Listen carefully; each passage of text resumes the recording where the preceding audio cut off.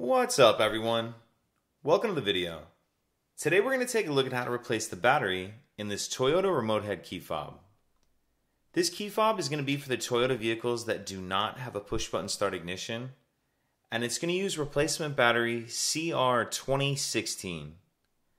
I'll put a link in the description box of this video to where you can purchase these batteries if you're in need. The other thing I'm going to be using is a flathead screwdriver. So if we grab our key and we hold it with the buttons facing down to help try to keep them in place, and then we look down here by the key ring, we see this notch right here. What I'm going to do is put my screwdriver in that notch and then twist, and it starts opening it, and then I'm just going to work my way around on that key ring like that. Once you get it popped off, go ahead and pull the back shell out. Now we're going to pull this piece out that's sitting inside. Go ahead and pull that out. We can set that part to the side for now. And if we grab our screwdriver, and you see here, this is the front, this is where the buttons are. If you see here, there's kind of the clear plastic, and then there's this black plastic piece right here.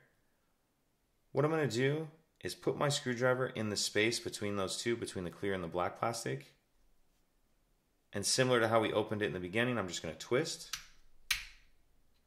And it pops the back of that shell up, that black plastic piece.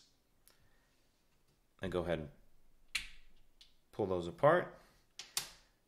Now looking in the clear plastic half, we see our battery right here. And you can use your screwdriver just to help kind of get it out of that little holder. Carefully just push that out. And we'll grab our new battery, and we want to make sure that we're installing that with the plus side up. Get it pushed into that holder. And now we'll reverse everything we just did to close it up. We'll snap these two halves back together. Then we'll grab this part of the key shell. And these buttons just float around in here. They move around really easy. So if any of yours have moved, go ahead and get them back where they need to be. And then we'll put this back in here. Because the shape of it, it really only fits in there one way. Once you have that sitting in there, we can go ahead and snap the back cover on. And that's it. If you have any questions, please let me know. If you could take a second to like and subscribe, it helps us out, and I'd appreciate it. Thank you.